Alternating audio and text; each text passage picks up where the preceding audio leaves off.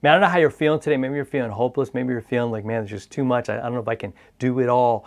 Well, you know what? God is your source of strength. So let's go.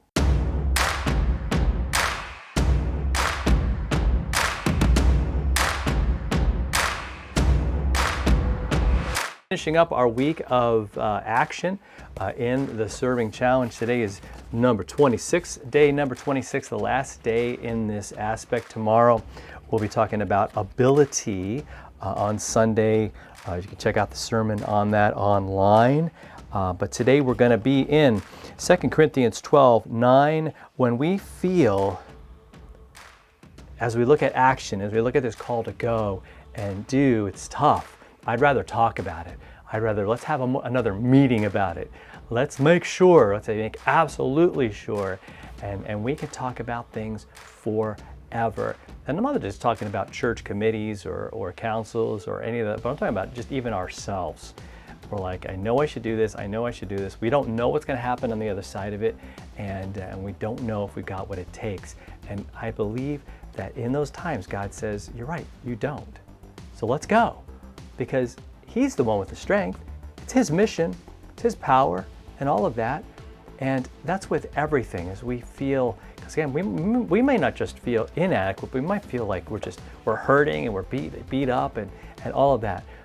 Paul definitely had that feeling as well. In 2 Corinthians chapter 12, he talks about the thorn in his flesh and just keeps praying, God, please take this away. But what does God remind him of in 12 verse 9? He says, but you know how God answered me? It said, He said to me, my grace is sufficient for you. For my power is actually made perfect in weakness. Therefore, Paul says, I will boast all the more gladly of my weaknesses, so that the power of Christ may rest upon me. Different way to look at it, isn't it? To look at the power of God. And if my job in serving, and this is maybe a reality check for us, as churches, as people, as families, because a lot of times we want to, show the world, look at what we're doing, look at how great we are, look at how we're serving, and that's great because hopefully it'll encourage others to serve. But I want to check my heart because sometimes I'm doing it for the post. Is that hitting any nerves with anybody? Sometimes I think we do on some level, and the problem is that motivation, when people don't like that post or when they don't say, wow, that was great, or they might come and say, well, we did this and it was, we did twice as much as you, and it's all for the wrong reason. So he says, no, this is to serve others, right? That's to be the motivation. That's to be the power behind it is there. So when I'm feeling down, when I'm feeling inadequate, I'm feeling small, and the world likes to make us small, just remember that God is there to give us strength. And my goal, hopefully, in life, and we're going to talk about this in 2 weeks when we get to the ambition, which is the fifth of the aspects. Man, it's all about glorifying God, giving Him glory, giving Him all the thanks, giving Him all the credit for serving. See, that has to be the attitude, right? Not to be served, but to serve. I'm not king of the mountain.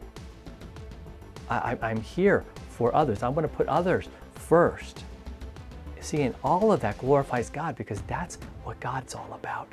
He put you and me first when He suffered for us and died for us. When Jesus went to that cross, it was so that we could put to death these kinds of selfish, self-centered ways of serving and ways of looking at life that just shut us down and that don't wind up helping anyone but us. God says, let's be done with that, and let's cultivate and let's bring this power of God to the center of things. His glory, His strength, His power for us. Man, what an amazing thing. So it's been a great week talking about how we kind of spring into action because of this compassion that we have for the lost and for hurting folks. So again, take in the reading, has some really great stuff. I only touched on just a tiny little bit of what's in here. Don't forget the challenge, which is right here, and that is on page 157 of the book.